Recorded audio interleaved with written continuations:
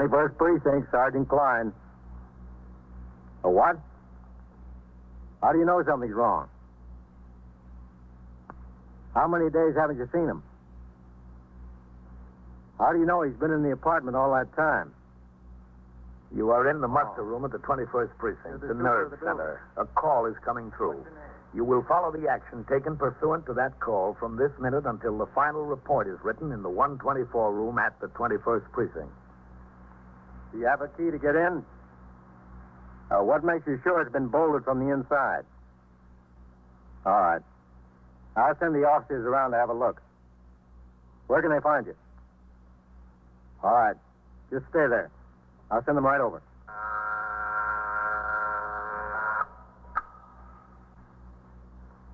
21st Precinct. It's just lines on a map of the city of New York.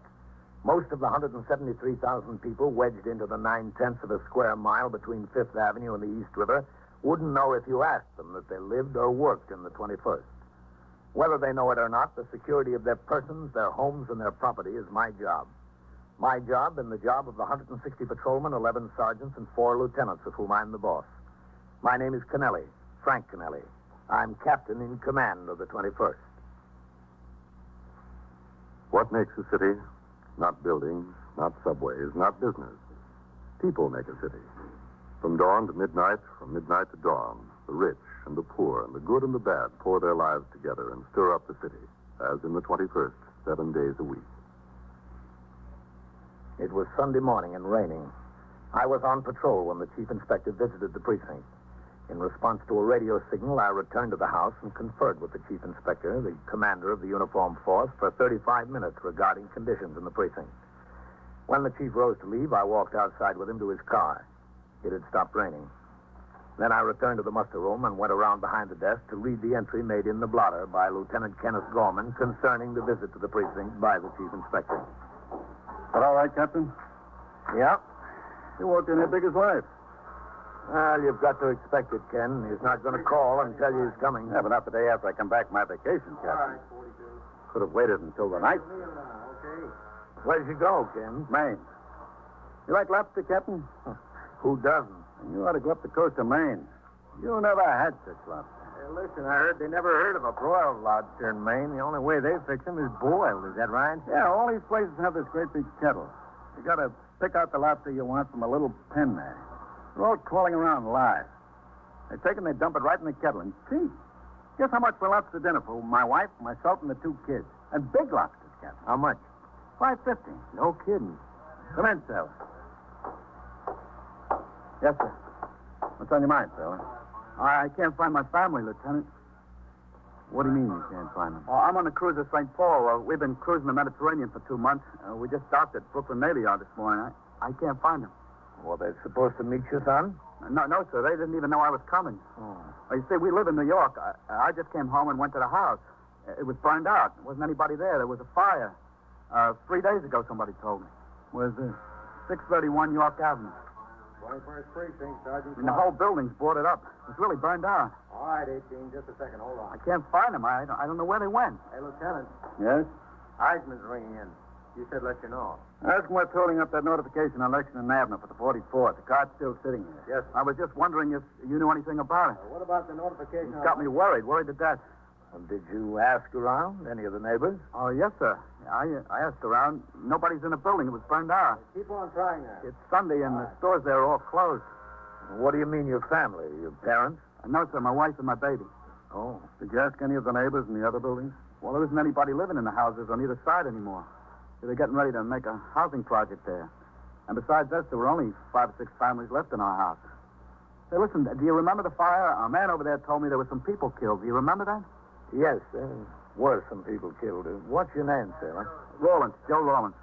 You run the cruiser St. Paul? Yes, sir. Gunner's mate, 2nd class. Hey, listen, who was killed? Not my wife and baby. I don't remember the name Rawlins. I don't think so. Well, could you check? We're going to right now. I'll tell you what you do. Listen, how many people? 5. 5?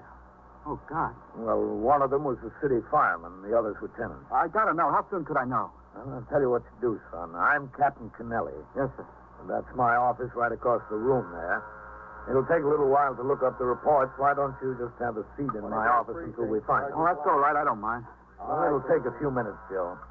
You go ahead and sit in there. I'll be right in. Yes, sir. All right. I asked Sergeant Klein to get out the aided case cards and the unusual occurrence report for the fire at 3:30 in the morning 2 days before. It took a few seconds, not a few minutes, but I wanted the chance to read over the reports before I spoke to the sailor again. I read them and gave Sergeant Klein and Lieutenant Gorman instructions to call the Missing Persons Bureau and the Office of the Chief Medical Examiner to get more information concerning their subsequent investigations. Then I walked across the muster room to my office.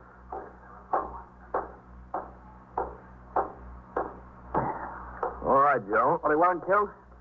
Their names weren't listed among the victims. No Rollinses. Oh, man. Sit down, son.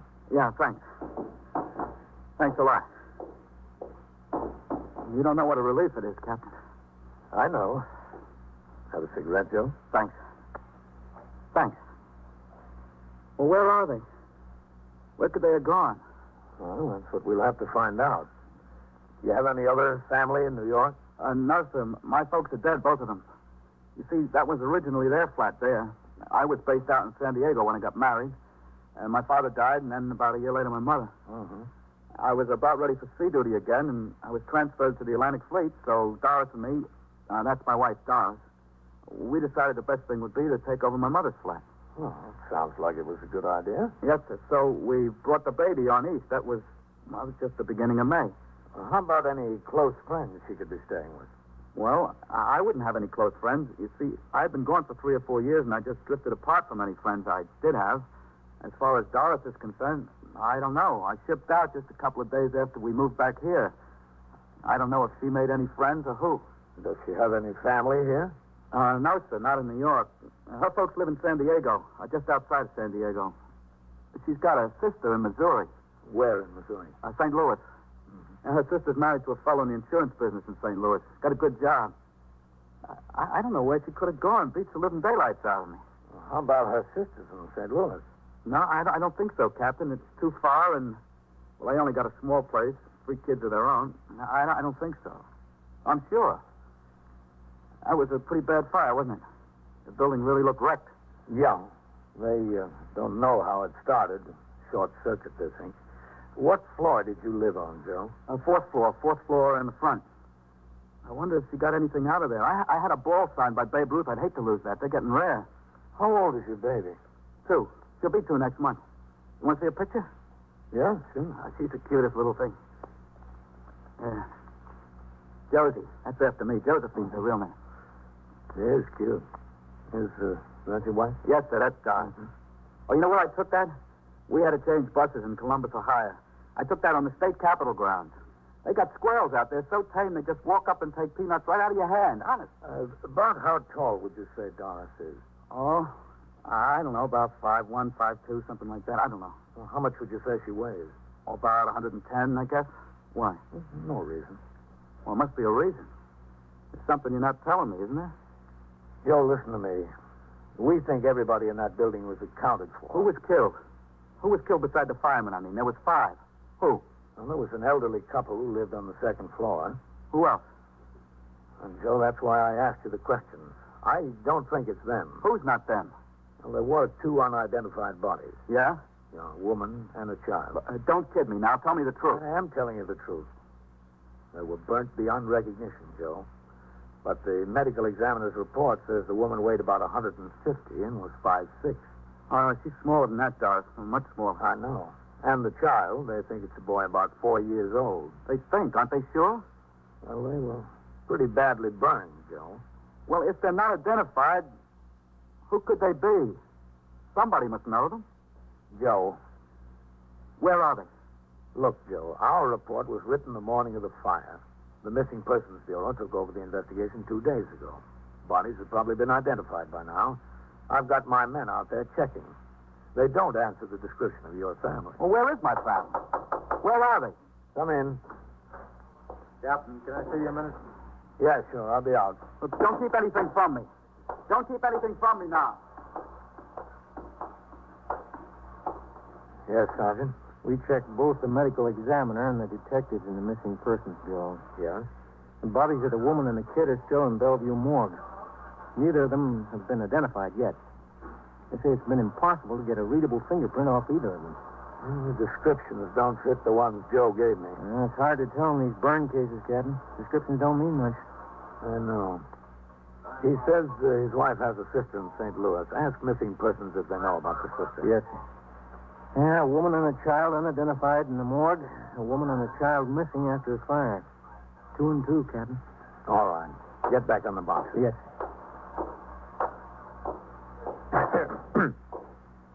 It's them, isn't it? That's what he told you? No, that's not what he told me. Well, then where are they? What happened to them? We haven't any idea, Joe. But we're sure going to find out. A little before noon that Sunday, I put out a call for the patrol sergeant, Timothy Waters. He was instructed to come by the station and pick up the sailor. Together, they drove over to the burned house and sought out the patrolman on post. Inquiries were made among residents in all the nearby buildings to determine whether they had any knowledge of the whereabouts of the woman and child. Meanwhile, at the precinct house, the desk officer, Lieutenant Gorman, the man on the boxes, Sergeant Klein, and Patrolman Ryan, the 124 man, were making telephone inquiries to the homes of all neighborhood merchants who might have done business with the woman. You don't remember her? Mrs. Rollins, yeah. Sorry. She never came in your store, huh? All right, thank you. No luck there either, Captain. You know what I think we ought to try, Ken? Yes, sir? Mrs. Rollins and the child were both Navy dependents. If they got out of the building, and if either of them were injured to any degree, she might have hopped in a cab and gone right to the Brooklyn Naval Hospital or St. Albans. Yes, sir. It's possible, Captain. That's where Navy people would head. Shall I call them? No, you better call CD instead of direct. They might want to make the inquiry through the shore patrol. I don't know. Yes, sir. Sergeant. Yes, sir? Listen, Sergeant, I want you to Excuse call... me, Captain. Oh, yes, sir. Hello, Miss Cruz. This is Sergeant Klein of the 21st Precinct. You own the grocery store at 619 York Avenue? No, it's all right. Nothing's wrong. We just want a little information. Miss CD, will you, Sergeant? You remember that fire in the building at 631 York? Lieutenant Gorman at the 21st. Yeah, that's right. We're looking for a woman and a child who've been missing since then. a little while ago, and a woman and a child, Rollins. The name is Rawlins. Rawlins. Rawlense. Mrs. Doris Rawlins. Yeah, that's the one. Did she do business in your store? They made at St. Albans. Yeah, I see. Naval Hospital. In case either the woman or the child was admitted as a... About 5'2" or 3, 110 pounds. 22 years old, very right. pretty. You get back to it. No, blonde. She has a little girl, 2 years old. You don't know her? Never saw her. All right. Thanks, Mr. Cruz. I'm sorry to have disturbed you. Goodbye. Nothing, Captain. I called CD, Captain. I'll make inquiries. All right. Who'd you talk to upstairs, Sergeant? Whitey Howard, Captain. Said he'd try to locate Lieutenant King and have him call you. Okay. When did CD say they'd get back to us, Ken? Right away, Captain. Is this where I report something? Yes, ma'am. Can I help you? My car's gone. Where's your pocket, ma'am? On 64th Street, right near Park Avenue. I've just gone for a few minutes to take some flowers up to my friend. Was it locked? Well, of course it was locked. I got the keys. See? The doors and windows, too? Well, everything. I was just gone a few minutes. You're sure you didn't park it someplace else? Of course not. I parked it right in front of a building, right in front. It was gone. Sergeant, who's catching upstairs? They're all out, Lieutenant. They're busy with the safe and lock squad on a couple of burglaries we had last night. You see that door back there? Yes. The detectives are all out, ma'am. You go through that door and talk to the officer. He'll take a report on it. Can I give you the report? No, ma'am. He'll take it. He's got the proper phone. Through the door. That's all. Thank you very much. 21st Precinct, Sergeant Klein. Hey, Captain Kennelly. Who is it, Lieutenant King? No, sir, the division captain. Oh, all right. I'll take it right here. Go ahead, Ken. Captain Kennelly. Hello, Ben. Yeah. Tomorrow night? Yes, I'm working my night, too. All right, sure. What? 21st Precinct, Sergeant Klein. The chief will be back at 10? Yes, he's here, sir, but he's on the phone. Okay, Ben. I'll see you. Bye. Hold on, Lieutenant. Lieutenant King calling in, Captain. Sergeant, leave a note on my desk. I'm to cover division between 7 and 10 tomorrow night for the deputy chief. He's got a PAL meeting at the Waldorf. Yes. All right, I'll take Lieutenant King. Captain Kennelly. Hello, Matt. Did Whitey Howard tell you what we've got about the sailor? Yeah. Well, the poor kid's about half crazy over it. No, neither can I. Listen, it's better than even money that those two bodies down in the morgue are his wife and baby, but there's two things you can do for me. You've got the connection. Well, it just involves a couple of phone calls. Yeah. One is I'd like you to get hold of the postal inspectors and have them get us into the Lenox Hill post office on East 70th. We're interested in knowing if she left a change of address card. Yeah, okay. No, that's fine, Matt. Yeah. And the other is to check your source at Con Ed and see if she ordered electric service at another address before or after the fire. Thanks, Matt. I certainly appreciate it. Yeah, I'm sorry to bother you at home. Okay. We'll wait for your call. So long. Will he be able to manage it, Captain? Yeah, I can. He'll get right on it. Well, I hope I'm wrong. But I think we're all just wasting a lot of time. In another half hour, Sergeant Shea returned to the station house with Joe Rollins. The sailor stood by dejectedly as Sergeant Waters reported to me that he and the patrolman on post had interviewed tenants, neighbors, and merchants. They all knew Mrs. Rollins and the child on sight. Some had recalled seeing them on the afternoon and morning before the fire. Not one remembered seeing them on the street during the fire. More important, not one remembered seeing Mrs. Rollins the afternoon following the fire, when most of the tenants gathered at the scene in the hope of salvaging some of their belongings. Sergeant Waters resumed patrol and left Joe Rollins sitting in my office.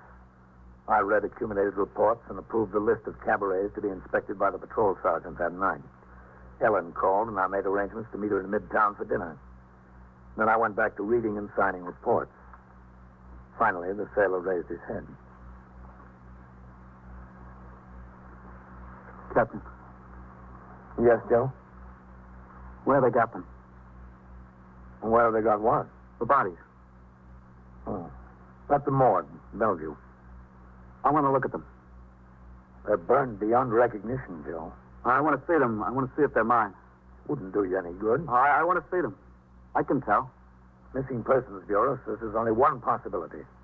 That's to send to San Diego to our old dentist and get a chart of the work she's had done. They'll wire the dentist the first thing in the morning. No, but I can't wait that long. I want to see them now. All right, Joe. I'll take you to see them. I went out into the muster room and told Sergeant Klein to radio for Patrolman Farrell to drop his recorder on post and drive the car to the precinct house. Lieutenant Gorman told me that CB had called back to report that neither Mrs. Rollins nor the child had been admitted to St. Albans or Brooklyn Naval Hospitals. There was no word yet on the two important lines sought after by Lieutenant King, commander of the 21st Detective Squad. When the car arrived, Patrolman Farrell drove us down to the Bellevue morgue. On the way in, we were met by Detective Anthony Trinker of the Missing Persons Bureau. Detective Trinker had handled the investigation of this case along with the office of the chief medical examiner. He took us inside the mortuary. Joe's face was firm and expressionless.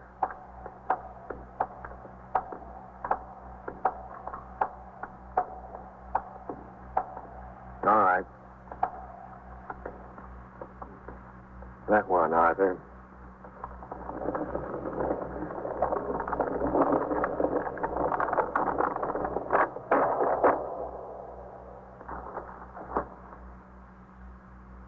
Okay, Arthur.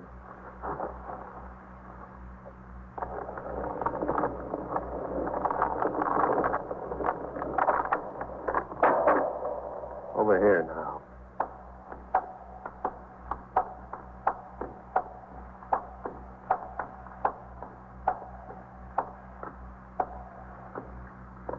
All right.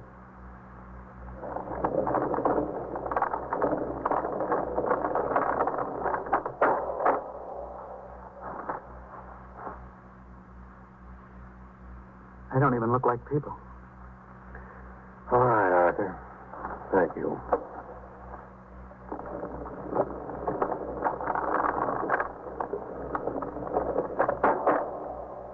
Let's go this way, huh? Not even like people. This was your idea, Joe.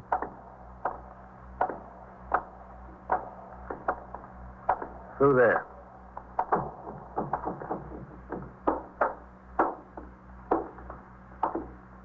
Have a seat over there. Captain. Thanks, Tony. Joe? Oh, it's all right. I told you identification would be impossible. I don't even know if we can identify the woman through dental charts or x-rays. As far as the child's concerned, we can't even tell for sure whether it's a boy or girl. That's how bad things are.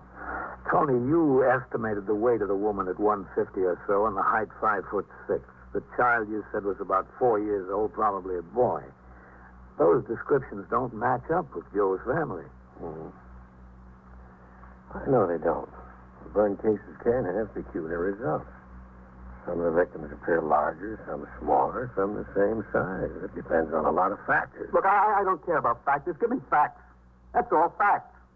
You want it straight, Joe? I've been asking for it straight. All day I've been asking for it straight. Nobody gives me an answer without a head. All right. It's as simple as this. If that isn't your family, where are they? I can answer that one. I know where they are. Detective Trinker told me he would not file his final report until after he received the dental charts and x-rays from San Diego. We walked back out to the car and rode uptown to the 21st in complete silence. Even the radio was quiet. Only 4 calls came over from 30th Street to the house. Inside the muster room, Lieutenant Gorman told me that Lieutenant King had called. Both of his lines fizzled.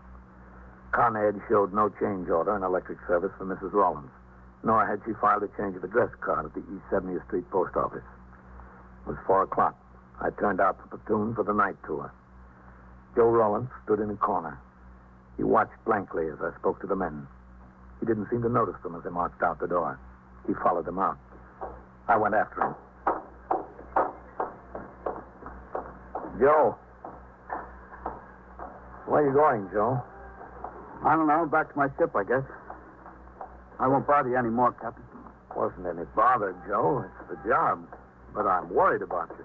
Well, you don't have to worry about me, sir. I'll be all right. The only thing is how to let her mother know. How can I break the news to them? It's got to be done. Now, they're such nice folks. It's just a shame. Yeah. Got to let her sister know, too. You know, we stopped there for a day on the way from the coast. She showed us a real time in St. Louis. Oh, we sure did have fun. We laughed and carried on. Everything was so funny. Very funny now. You've got to give these things time, Joe. Yeah. I think maybe I'll call her sister and then let her sister call her mother. That's the best thing. I'll do it right now. It's on my mind. It's the only way. Get it over with. Have they got a phone in there in that candy store? Yeah. Oh, just one more favor, Captain. You come with me while I call, just so I don't get cold feet. All right. That's what I'm afraid of. I'll get cold feet. Go ahead. I'll get some change. Oh, that's all right. I got lots of change. All right. I'll leave the door open, all right? Sure, if you want. I got her sister's number in my wallet. You know, in case of emergency. You dial 211. That's long distance.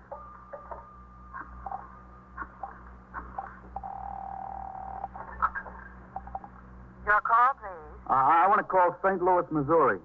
Evergreen 9970. St. Louis, Missouri, route.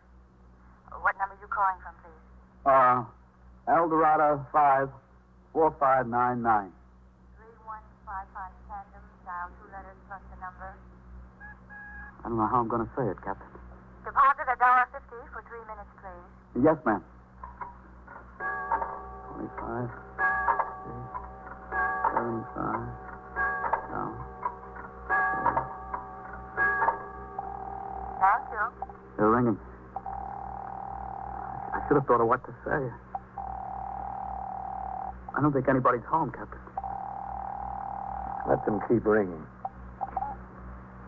Hello? Hello, this is... Doris?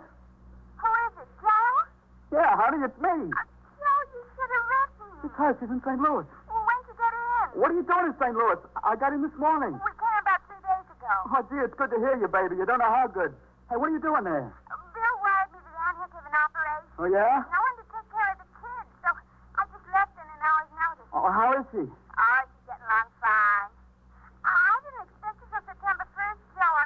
Oh, it's all right, baby. It's all right. How's Josie? Wonderful. Getting bigger every day. She just loves her cousin. How do you feel? Oh, fine. Just fine. Hey, listen, I got some big news for you. You made peace? No, nothing like that. This is really very funny. It's a riot. The house burned down. The house burned down. Joe, what are you talking about? Look, I'll explain it to you when I get there. No. Kiss everybody for me. I'm taking the next plane. I'll wire you from the airport. Joe, what about the house? I'll miss the plane, baby. I'll tell you when I get there. Goodbye. Oh, thank God. Joe, I'm happy for you. I'm pretty happy for myself. Except, who are the woman and child down there? You've got your problem worked out, Joe.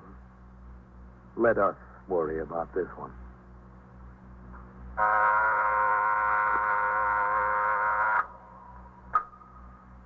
21st Precinct, Sergeant Klein.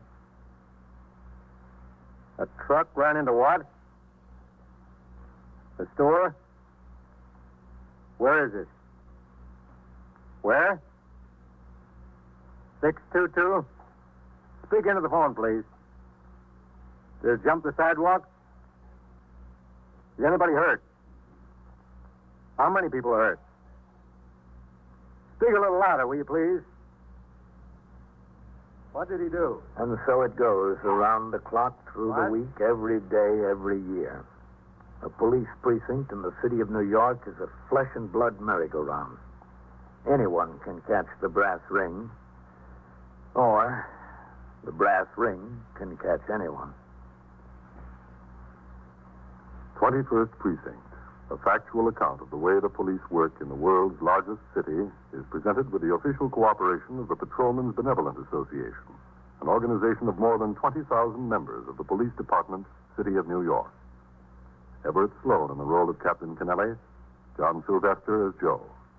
Featured in tonight's cast were Jean Gillespie and Anzie Strickland, Lawson Zerbe, Santos Ortega, and Bob Simon. Written and directed by Stanley Niss, produced for CBS Radio by John Ives. Art Hannes speaking.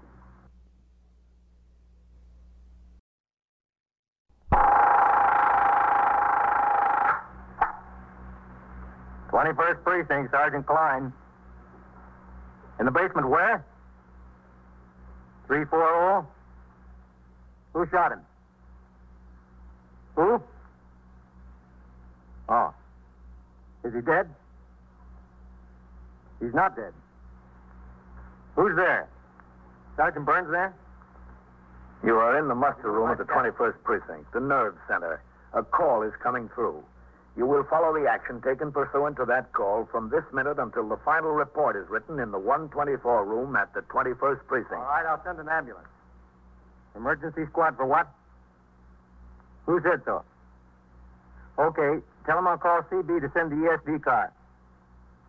Yeah, right away. Right away.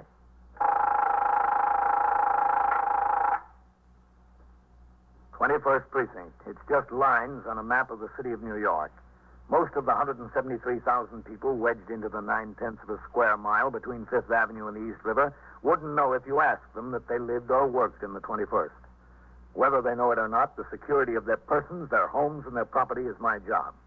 My job and the job of the 160 patrolmen, 11 sergeants, and 4 lieutenants of whom I'm the boss. My name is Kennelly, Frank Kennelly. I'm captain in command of the 21st. What makes a city? Not buildings, not subways, not business. People make a city.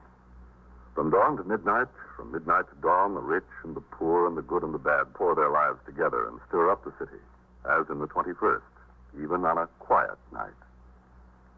I was working my 6 p.m. to 8 a.m. tour. At 10, after I'd finished reading and signing the reports and communications that had accumulated, I investigated 2 minor complaints about conditions in the precinct that had been brought to my attention. At midnight, I turned out the platoon for the late tour and went on patrol until shortly after 2 a.m. Then I returned to the station house where Lieutenant Gorman, as desk officer, and Sergeant Klein were on duty in the muster room. I went around behind the desk to sign an entry in the blotter stating that I had completed patrol and returned to the precinct house. Thank you, Captain. Yeah? There's some coffee hot if you want it. It's not a bad idea. What's doing? Nothing much, Captain. The hack driver turned in a woman's purse he found in the back of the cab. It had $62.08 in it. That's all. Any identification in it? No, sir. Just the money in the small change purse, 21st Precinct, compact, a Sergeant handkerchief, and a pack of cigarettes. Nothing else. He thought he was a big hero. All right, 29. I told him you guys are supposed to look in the back seat of your hacks every time you discharge a passenger. Next time you get sent down to the hack bureau on a violation. Well, I'll get that coffee. Yes, sir. No, Sergeant. Oh, yes, sir. All right, go ahead. Take the call. Yes, sir. 21st Precinct, Sergeant Klein. All right, 15. You take your meal period now. All right. Okay? Yes, sir, Captain. I had a communication from the Telegraph Bureau. They're interested in the QD-76 report dated last week. Car jumped the curb and knocked over a call box on Park Avenue. The driver didn't answer the summons in court, and they want to issue a warrant. Will you get it out? Yes, sir, but can I wait a few minutes? What's the trouble? I got a man on post 6 minutes late ringing in. Who's that? Patrolman Bevan, post number 4, Captain. All right, go ahead. Yes, sir. When did he ring in last? 142, Captain, from box number 23, on time to the minute. Communications Bureau, Patrolman Thomas. This is Sergeant Klein, 21st Precinct. Yes, sir.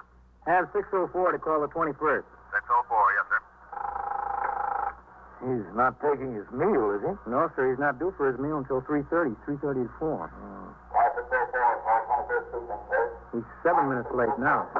What's the trouble? Patrolman Bevan, post number 4. He's 7 minutes late ringing in. No kidding. He's been a good man, Captain. One of the best hooks we got in here in that last bunch. Yes, I know. Did he ring in on time earlier? Right on time. 21st Precinct, Sergeant Klein. Box 31, Sergeant Burns. Oh, hello. It's Sergeant Burns. Listen, right over to post number 4 and see if you can locate Bevan. He's 8 minutes late ringing in. Bevan. Yeah.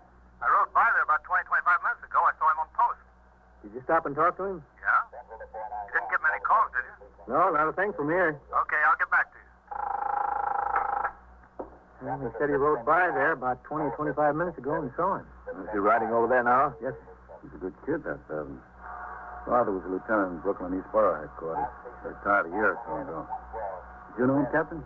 No. You get out that QD-76, Sergeant. Yes, sir. Right away. He sure he's in the drawer, Captain. 21st Precinct, Sergeant Klein. For what? Well, who is it that stabbed? Who? Speak into the phone. I went into the 124 room and had a What's cup the of coffee. address? Patrolman Ryan, the clerical man, Where? called to my attention an MV-104A report concerning an accident on Franklin D. Roosevelt Drive along the East River, which had occurred during the day tour.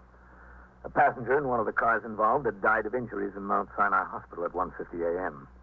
I instructed him to have the desk officer notify the Communications Bureau and the Manhattan East Motor Vehicle Homicide Squad.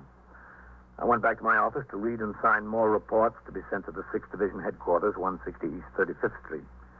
At 2:35 a.m., Sergeant Klein walked across the muster room and stuck his head in the open door of my office. Captain, Come in. Sergeant Burns just rang in. Yes? He's been over every inch of post number 4. He can't find any sign of Bevan. Where'd he look? Just on the street? So far, Captain, that's all he had time for. All right, come on. Call the sector car from over there. Yes. Have him drop his recorder on post number 4 and bring the car by here for me. Yes. It's beginning not to make sense, Captain. No sense at all. Communications Bureau, Patrolman Thomas. Sergeant Klein, 21st Precinct. Have 608 call the 21st, will you? Yes, sir, 608, right away. All right, let's take a look at the map, Sergeant. That's a pretty quiet post normally, Captain. Yeah. There's not much open around there this time of night. 3 or 4 bars and grills, maybe. An all-night luncheonette here. There's another luncheonette here. It's open all night. That's real crazy, the whole thing. What time was Bevan due to ring in last? 2:12, Captain. He's almost a half hour late. I stood behind the desk for a few minutes and watched as 2 robbery, assault, and Section 1897 suspects were brought down by Lieutenant Matt King, commander of the 21st Detective Squad, for booking. The sector car came and Patrolman Farrell drove me to post number 4. We located Sergeant Burns. He already had his operator, Patrolman Mercado, and Patrolman Eisman on the job, making a building-by-building search for Patrolman Bevan. Post number 4 consists of 3 square blocks between 1st and 2nd Avenues. As in many parts of New York, the complexion of the streets change from building to building. An old law tenement might be flanked by a fine apartment house on one side and a garage on the other. We shook every door, went in every basement, inspected every courtyard, and climbed to every roof. In this, we had assistance from the men on adjacent posts, from the men on the ESD car patrolling the district, and from Lieutenant King and two of his detectives of the 21st Squad. By 3:18 a.m., there was still no sign of Patrolman Bevan. Beats me, Captain. Just beats the living daylights out of me. Yeah? Bevan was the kind of a guy that... Wait a minute. There's somebody walking. Where, Captain? Right Oh, there. yeah. Hey, mister. Mister, wait a minute. We want to talk to you. Oh, no. Have you been around here for the last hour? Look, officer, all I had was 2 beers. That's all. Just 2 beers. You can't kill a man over 2 beers, can you? What's your name? My name is Joseph Lance Baldwin Jr. Junior because I was named after my father who had the same name, only senior. 2 beers, and that's all. Look, have you seen a policeman around here tonight? A policeman? Yeah, I've seen a cop around here. When? Right now, him. He's a cop. And, oh, look, the sergeant, too. 2 beers, Sergeant. You got my word of honor. My scout sergeant. Where do you live? Joseph Lance Baldwin Jr. 2 beers. No. You told us your name. Where do you live? There, right there. I almost made it, too, didn't I? Almost. Listen, you won't tell Alma. Please don't tell Alma. All right, come along. Take me to jail, lock me up, and throw the 2 beers away, but don't tell Alma. Come along. That's all I have. You can ask anybody. Is this the house? Yeah, this is it. 728. 728. Apartment 6B. You're not going to tell Alma. Got your keys? I think so.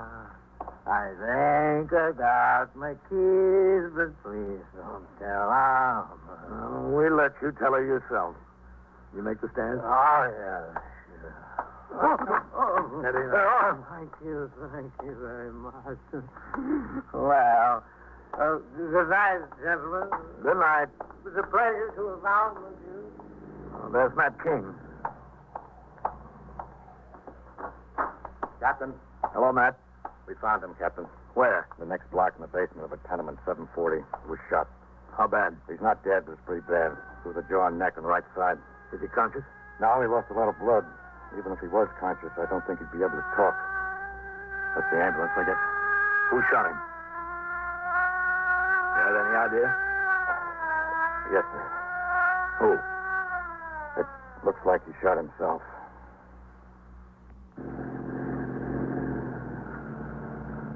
Lieutenant King drove us around to the house. It was an old law tenement building. The ambulance and the sector car were parked in front. It was 3:31 a.m. There was no crowd on the sidewalk, but tenants in night clothes were beginning to stick their heads out of the front windows. The first floor above the street was occupied by 2 business establishments, a beauty parlor and a radio repair shop. An iron gate and fence separated the basement stairs from the sidewalk. We went down. Go ahead, Captain. The basement's been vacant for about a year. Yeah. Be right with you, Captain. Whitey. All right, be careful now. Yeah. Roll him on the stretcher. Just roll him on. All right, get his feet there. Okay.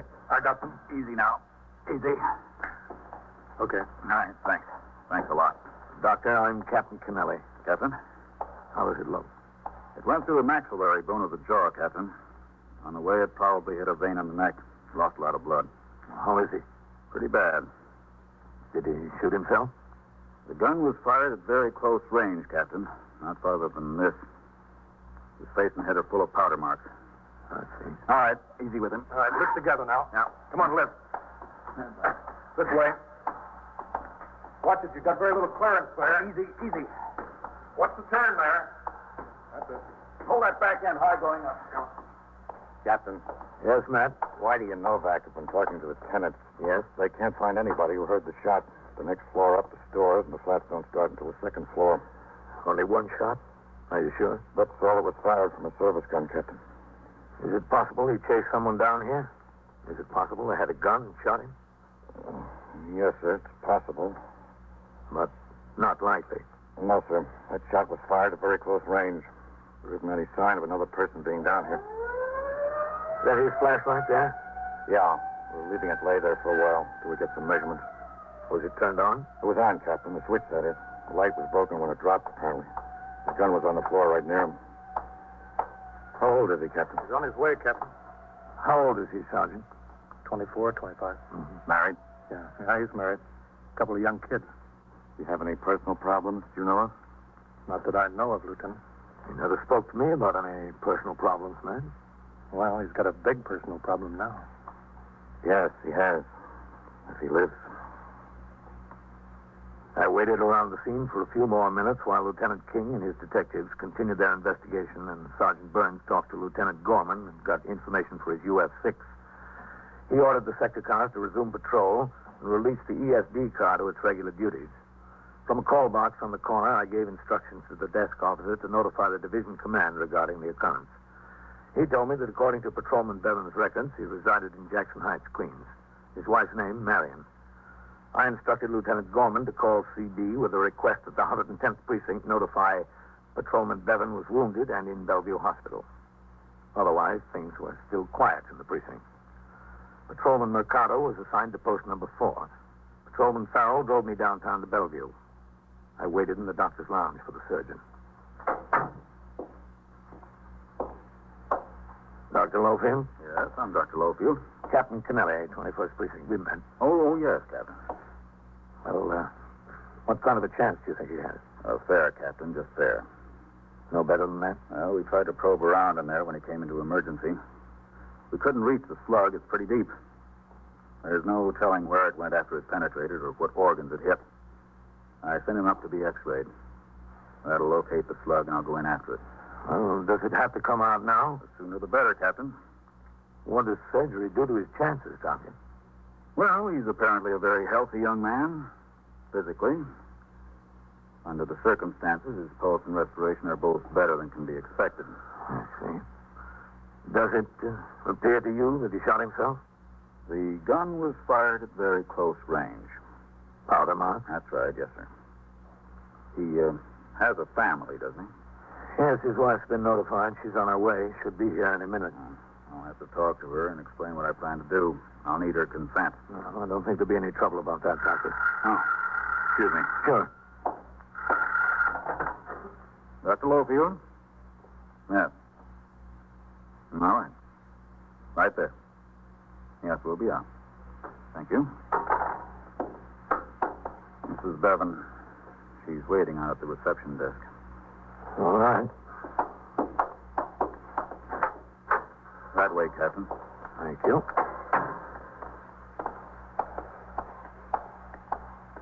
This is the worst part of my job, Captain.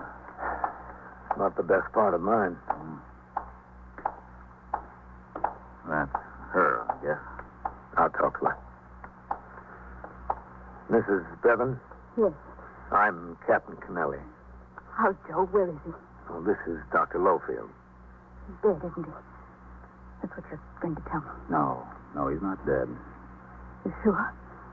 You're positive? I just left him. You'd better sit down, Mrs. Bevan. That's all right. Please, sit down. Yes, all right.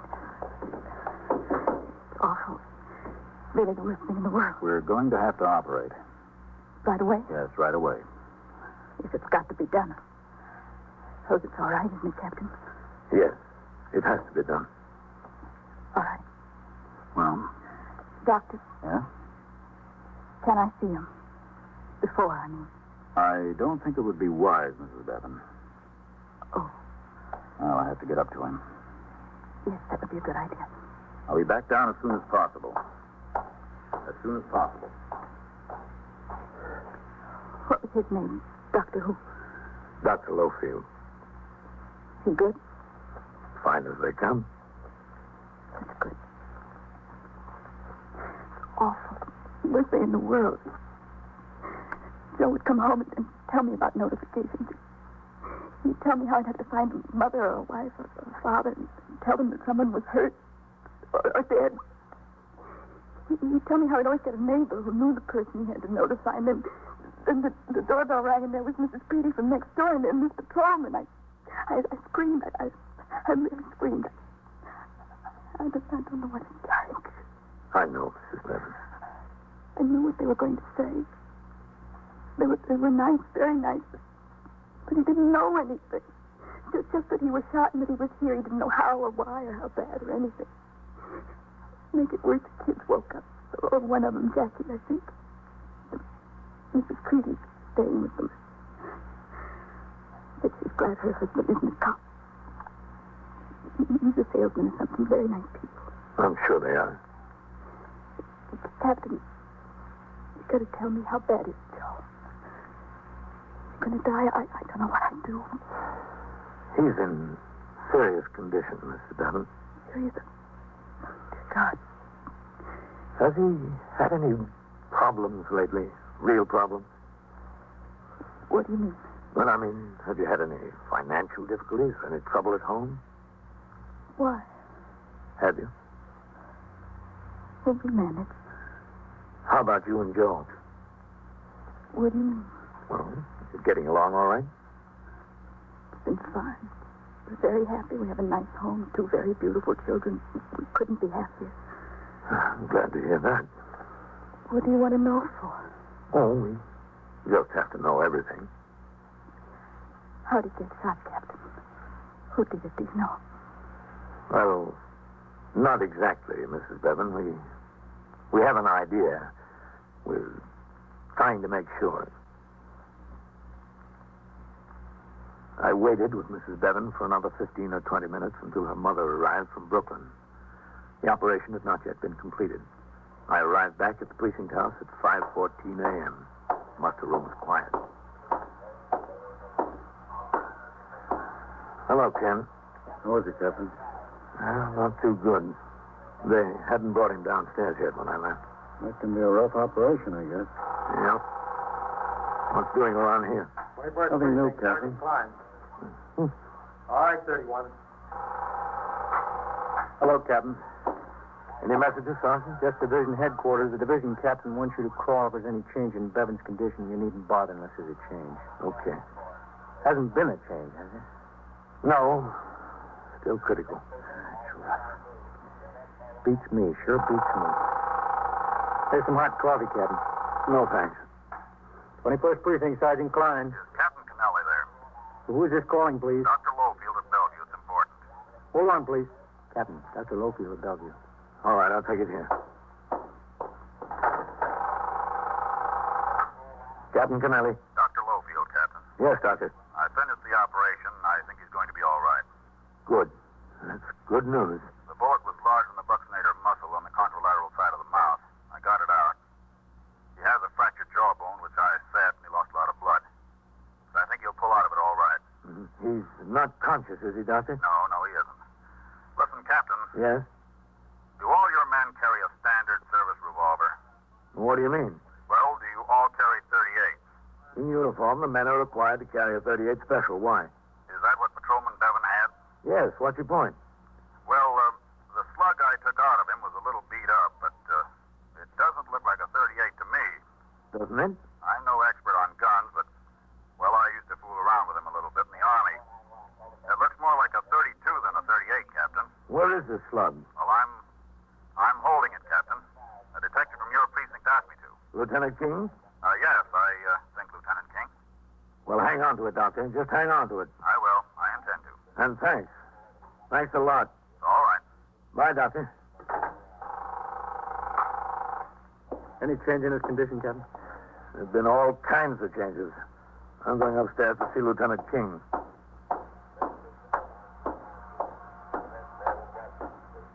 I went through the back room and upstairs to see Lieutenant Matt King. He telephoned to Dr. Lowfield. Detective Vitale was sent down to Bellevue to get the slug taken from Patrolman Bevan's jaw and take it to the police laboratory for a ballistics examination, along with Patrolman Bevan's service revolver. If the slug was fired from a .32 caliber gun, Patrolman Bevan could not have shot himself. By 8 a.m., there was no word on the ballistics examination. I turned out the platoon for the day tour, signed the blotter, left the precinct to go off duty. Ellen was awake and dressed when I got home. I talked with her while she had breakfast. She told me she was going to 34th Street because both Macy's and Gimbel's had advertised big linen sales. Ellen left the house and I went to bed. A hot sun flashed in under the shade. I don't know how long it took me to fall asleep. Maybe it only seemed long.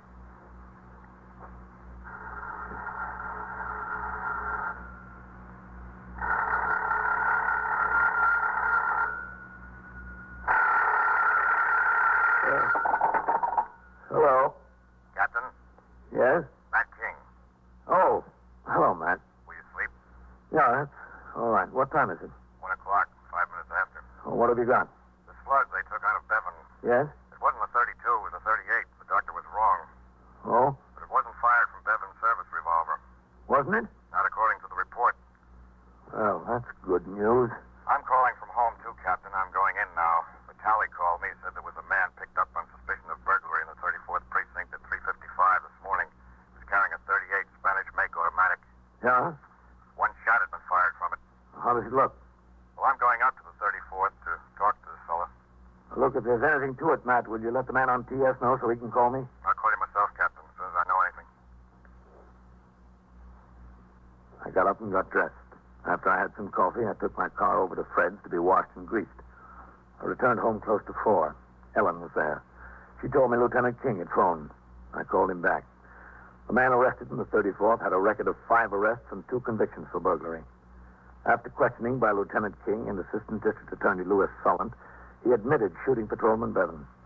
He was brought into the 21st and booked on charges of assault in Section 1897.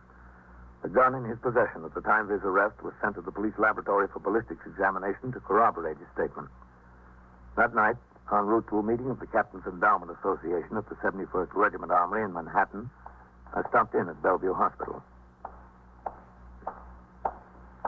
Oh, hello, Captain. How is he, Mrs. Bevan? Better, much better. Well, that's good. He's been propped up since about 4 o'clock this afternoon. Of course, he can't talk, and it's hard to feed him much, but the doctor says he's doing fine, just fine. I was going out now so he could get some sleep. Well, then I won't stay. I was that's all right. He's not asleep yet. I'm sure he's going to see you. It's this way. You've been here since this morning? Oh, yes. My mother was here for a while, and then she went out to the house to take care of the kids. Mrs. Creedy couldn't stay all day. She has children of her own, you know. It's in here. Let me stick my head in and make sure he's not asleep. Joe? He's still up. Come on in. Guess who's here, Joe? Captain Kennelly. Hello, Joe. The doctor told me it'd be at least a week before he'd be able to talk again.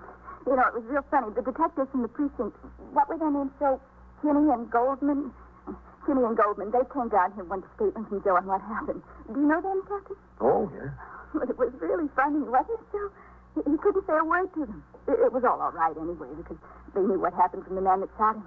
Joe saw him come down a fire escape. He chased him. He chased him into that basement. Mm-hmm. Is that right, Joe? Well, he just robbed an apartment. Anyway, Joe followed him down into the basement. He was looking around for him with his flashlight, and the man was hiding behind a partition. And then when Joe got this close, he shot. Joe fired one shot that didn't do any good. Isn't that right, Joe? Anyway, we're glad they got him. Very glad. We're glad Joe's going to be all right. I was worried this morning, Captain. So was I. I didn't know how things were going to turn out. I thought he was dead or dying. But look at him. Strong as an ox. Anxious.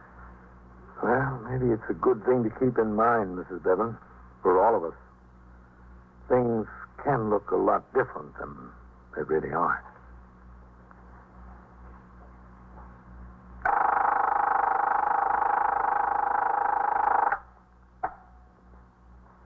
"21st Precinct, Sergeant Klein.